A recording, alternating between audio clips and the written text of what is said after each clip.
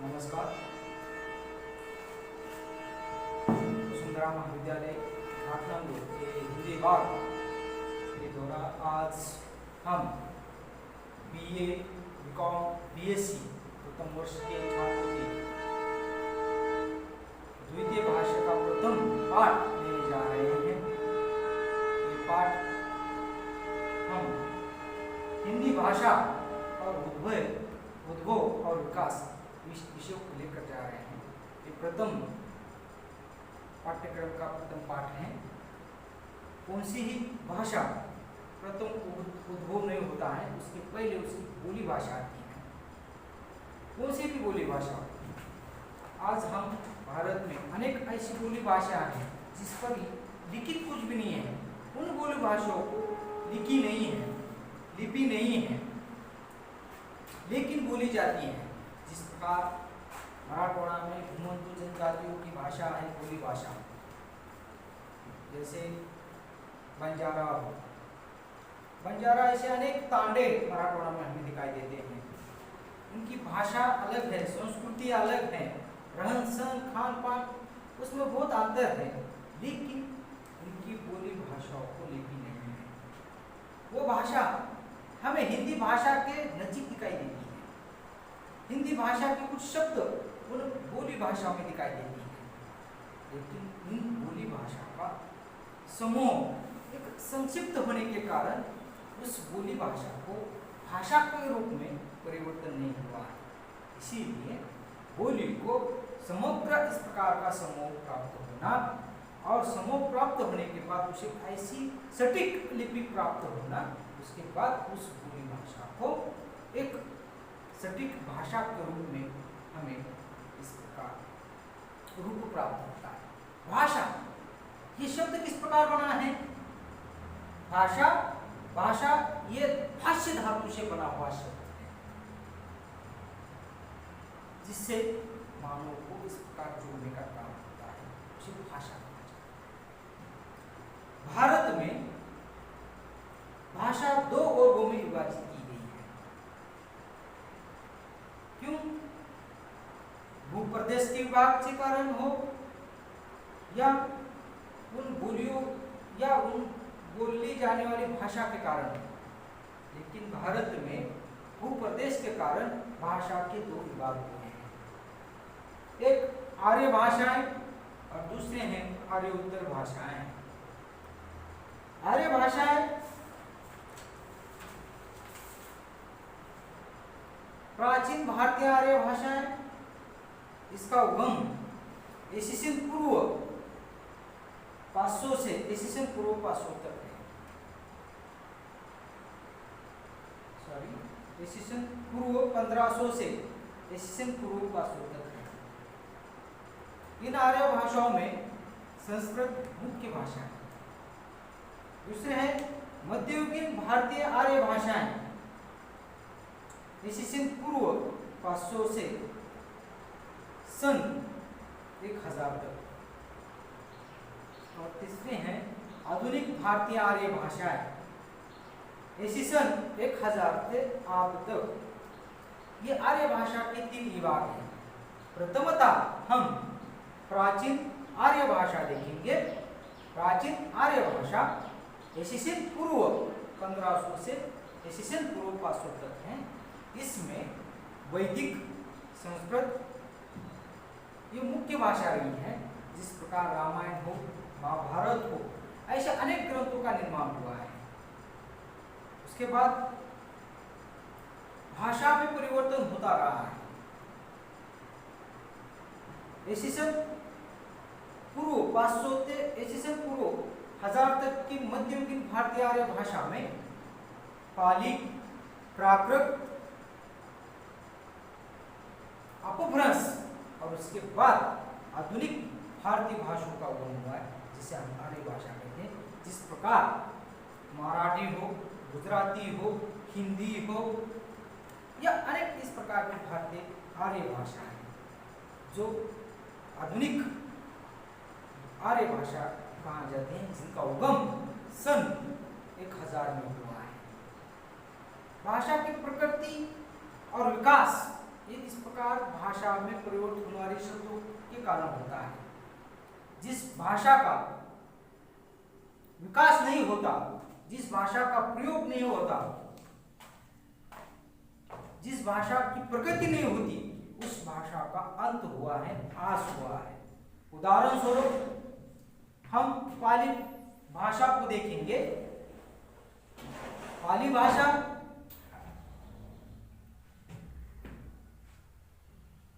का विकास बौद्ध धर्मियों ने किया है। बौद्ध धर्म का प्रचार करने के लिए इस भाषा का हुआ है और पाली भाषा को एक राजाश्रय प्राप्त हुआ है। लेकिन राजाश्रय खत्म होने के बाद बौद्ध धर्मों की प्रचार करने की भाषा ही बदल गई है। इसीलिए पाली भाषा का ज्यादातर विकास नहीं हुआ है। उसके बाद प्राकृत भाषा आई है। प्राकृत भाषा को भी राजा से प्राप्त हुआ है, लेकिन ये प्राकृत भाषा भी जैन धर्मियों के मुनियों में बंदिस्त रही है। विकास हुआ है, जैन मुनियों ने अपने साहित्य और अपने जैन धर्म की प्रचार के लिए प्राकृत भाषा का उपयोग किया है, लेकिन उसमें ही इस प्रकार के विकास होने का जो प्रभाव होता है वो खंडित हुआ है, हमें दिखाई देता है। इस प्राकृत के बाद अपभ्रंश भाषा निर्माण हुई है। जिस प्रकार महाराष्ट्रियन हो, शोरसेनी हो, और शोरसेनी से हिंदी का विकास हुआ है। अपभ्रंश यानी इस शब्द का अर्थ होता है बिगड़ी हुई भाषा। अगर हम महाराष्ट्र में देख लीजिएगा, किसी का नाम दगड़ू हो तो लोग उसे दगड़ा कहते हैं। ये बिगड़ी हुई भाषा यानी अपभ्रंश भाषा, और ऐसे अपभ्रंश भाषा का निर्माण हुआ है। अनेक इस प्रकार के अपभ्रंश भाषा है, शोरसेनी हो, महाराष्ट्रियन हो, और इन अपभ्रंश भाषाओं से आधुनिक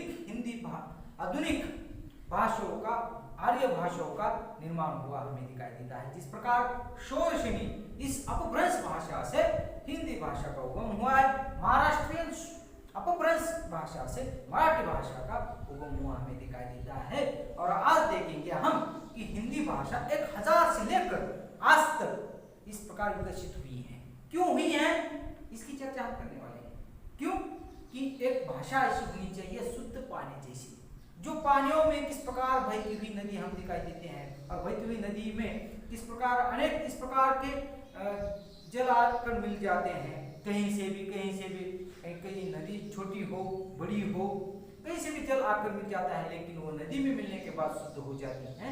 उसी प्रकार भाषा में अनेक इस प्रकार के अनेक भाषाओं से, अनेक बोलियों से शब्द इकट्ठा होते हैं, और उसी प्रकार उस भाषा में शब्द भंडार बढ़ जाता है, और उन शब्द भंडारों के साथ भाषा का उपयोग करने वाले की समूहों संख्या की भी बढ़ जाने के बाद भाषा का विकास होता है और भाषा प्रगति पर आती है।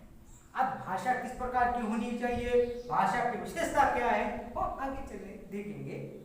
ये हुआ है आर्य भाषा का इस प्रकार का विभाजन। हम आर्योत्तर भाषा का विभाजन देखेंगे। तो आर्योत्तर भाषा में दक्षिण भारत के जो भाषाएं हैं, उन भाषाओं को हम देखते हैं।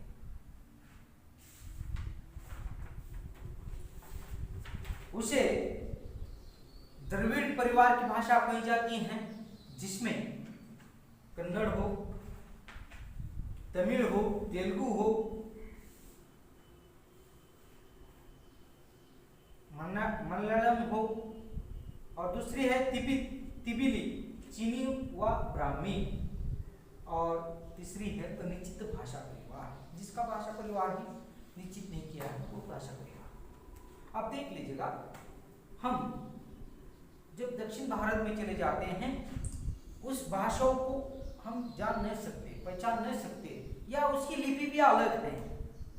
द्रविड़ परिवार की भाषा कन्नड़ हम सुन सकते हैं, लेकिन वो क्या कह रहा है समझ में नहीं आता। और कोई इस प्रकार के हिंदी भाषा का हो या मराठी भाषा का हो या अन्य कौन सी भाषा के शब्द उन कन्नड़ में हो या अन्य तमिल में हो, तेलुगु में हो, मलयालम में हो, समझ में नहीं आता है, क्योंकि उसकी लिपि, उसकी भाषा सबसे अलग है। इसीलिए उसे आर्य उत्तर भाषा कहा जाते हैं, और आर्य उत्तर भाषा में ये भाषा आती है। दूसरी बात है तिबिली। उन तिबिली आर्य उत्तर भाषाओं में चीनी या ब्राह्मी, ये ब्राह्मी भाषा भी है और ब्राह्मी उसके बाद लिपि भी निर्माण हुई थी। अब चीनी भाषा हम देखते हैं कभी कभी टीवी चैनलों पर या कई समाचार पत्रों में, तो वो चित्रलिपि भाषा है। चित्रों के माध्यम से इन भाषाओं को समझा जाता है, पढ़ा जाता है। अपने तरफ नहीं है ये। और अनिश्चित भाषा परिवार है, कोई ऐसी भाषा है जिसमें अनिश्चित है, उसको नाम ही नकारा गया है। तो इस प्रकार से आर्य और आर्य उत्तर ये दो भाषाएं भारत में, हम दो भाषा को दो भागों में विभाजित किया गया है, आर्य और आर्य उत्तर। तो हमने उसी दोनों को ही देखा गया है। तो हिंदी भाषा का विकास क्रम हम अब देखने जा रहे हैं। हिंदी भाषा का आदिकाल ये इसी सन 1000 से लेकर 1500 तक है। दूसरा, हिंदी भाषा का मध्यकाल इसी सन 1500 से 1800 तक है। और हिंदी भाषा का आधुनिक काल सन 1800 तक अब तक है। अब देख लीजिएगा, हिंदी भाषा 1000 में निर्माण हुई है। कौन सी? अपभ्रंश भाषा से, शौरसेनी अपभ्रंश भाषा से।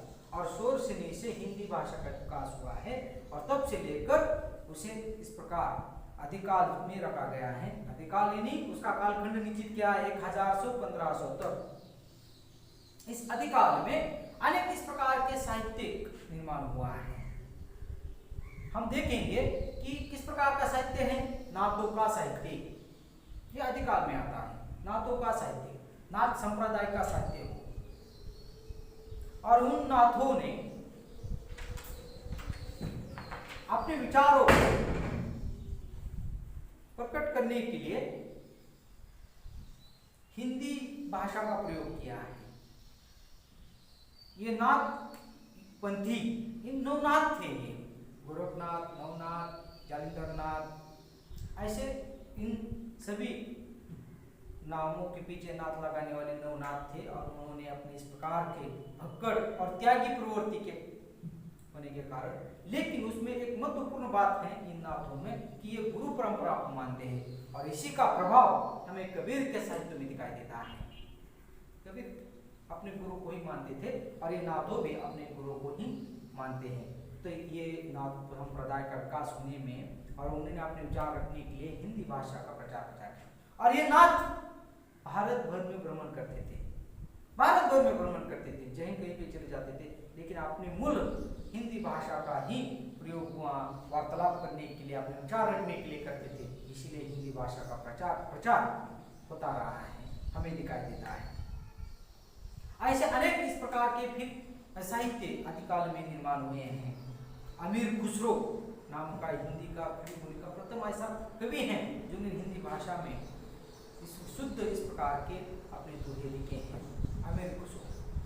दूसरा है हिंदी भाषा का मध्यकाल। तो मध्यकाल यानी हिंदी भाषा का स्वर्ण काल कहा जाता है। क्यों कहा जाता है?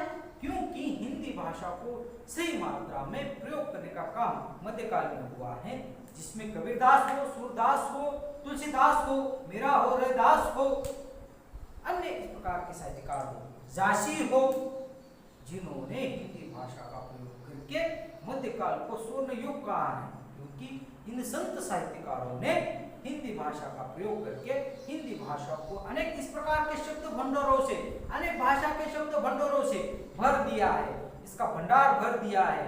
इसीलिए हम जब इस प्रकार के सूरदास के काव्य पढ़ते हैं या इस प्रकार कबीर के दोहे पढ़ते हैं तो आसानी से सभी भारतवासियों को ऐसा लगता है कि ये दुआ उत्तर प्रदेश की हिंदी भाषा का नहीं है, हमारे तरफ का है, हमारे बोलियों का है।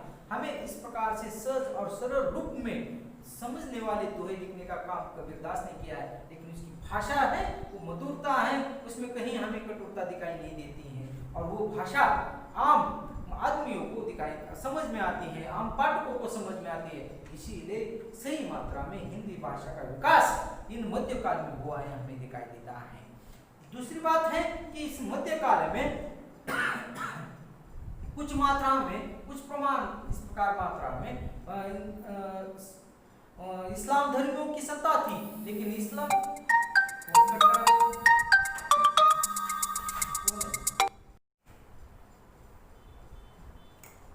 सुरू ओके समझले नाही झालं का ओके झालं काय?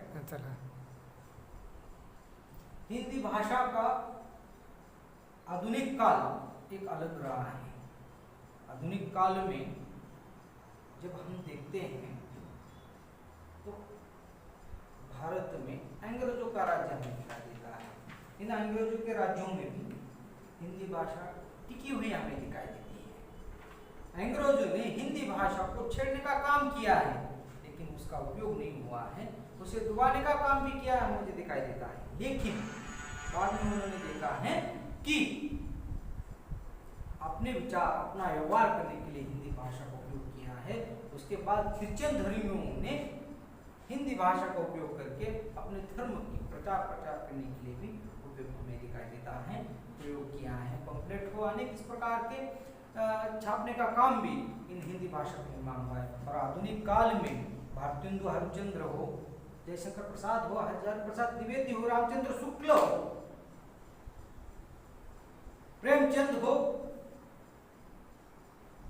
या आज के नए इस प्रकार के साहित्यकार कवि हो, जिन्होंने हिंदी भाषा को आज इस प्रकार के विश्व पटल पर लाने का काम किया, हमें दिखाई देता है कि हिंदी भाषा आज मानक भाषा हुई है। और हिंदी भाषा को ऐसी इस प्रकार का समृद्ध करने का काम अनेक इस प्रकार महानुभावों ने किया है। तो आज हिंदी भाषा भारत की राष्ट्रभाषा है, भारत की राजभाषा है, और सभी इस प्रकार के भारतीयों को हिंदी भाषा अपनी भाषा लगती है। अनेक इस प्रकार के भारत भर में राज्यों की अलग अलग इस प्रकार की मातृभाषा हो, लेकिन उन मातृभाषाओं वाले व्यक्तियों को, पाठकों को हिंदी भाषा अपनी लगती है, अपनी राष्ट्रभाषा लगती है। अपने इस प्रकार के मातृभाषा जैसे ही उसे ही प्रेम करते हुए हमें दिखाई देते हैं। इसीलिए कोई इस प्रकार मुझे हिंदी भाषाओं के लिए विरोध करते हुए दिखाई नहीं देता है। कहते हैं कि दक्षिण भारत के लोग हिंदी भाषाओं का विरोध करते हैं, लेकिन आज हम देखे जाएंगे कि हिंदी भाषा प्रचार प्रसार सभा या अन्य इस प्रकार की संस्थाओं ने दक्षिण भारत में हिंदी भाषा का इतना प्रचार किया है, तो कहीं इस प्रकार की हिंदी भाषा के साहित्यकार हमें विचारक हमें इस प्रकार के दक्षिण भारत में ही दिखाई दे रहे हैं। तो हिंदी भाषा का आधुनिक काल में अनेक इस प्रकार के वाद निर्माण हुए थे। प्रचार विचारों का वाद निर्माण होता, भारतेंदु युग हो, महावीर प्रसाद युग हो, छायावाद हो, प्रगतिवाद हो, प्रयोगवाद हो, नई कविता हो, और आज की समकालीन कविता हो। और इस प्रकार के प्रभाव में, इस प्रकार के वादों में हिंदी भाषा को विकसित करने का काम हमें दिखाई देता है। इन कवियों ने हो, साहित्यकारों ने हो, हिंदी भाषा को एक समृद्ध सुदृढ़ बनाने का काम किया है। आज हिंदी का राष्ट्रीय स्थान हम देखे जाएंगे तो प्रथमतः इनों में प्रथम भाषा हिंदी भाषा में भाषण करने वाले आदरणीय अटल बिहारी वाजपेयी जी हमारे भारत देश के पूर्व प्रधानमंत्री हैं, जिन्होंने प्रथम इस प्रकार यूनो में हिंदी भाषा को यूनो की भाषा करने के लिए अपने भाषा में इस प्रकार भाषण दिया हुआ हमें दिखाई देते।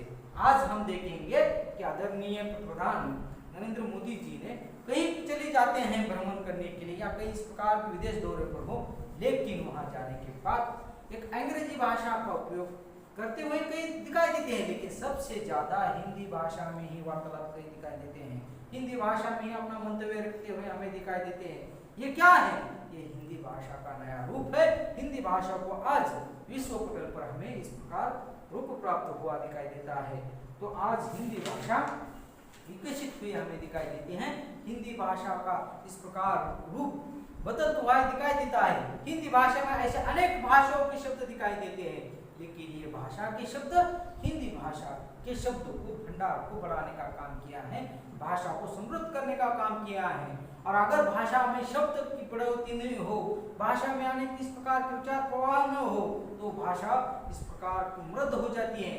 लेकिन हिंदी भाषा एक मृद न होकर मृद, एक इस प्रकार मिठास, एक सुर लयबद्धता उसमें प्राप्त हुए हैं। इसीलिए हिंदी भाषा विकसित हुई है। और सभी छात्रों को मैं इस विषयों को लेकर अपने जो हिंदी भाषा द्वितीय भाषा का चयन किया है, मुझे मुझे खुशी हुई कि आप इस प्रकार इस भाषा के माध्यम से अपने देशवासियों पर, अपने देश पर प्रेम करते हैं, ये मुझे मालूम हुआ है। धन्यवाद।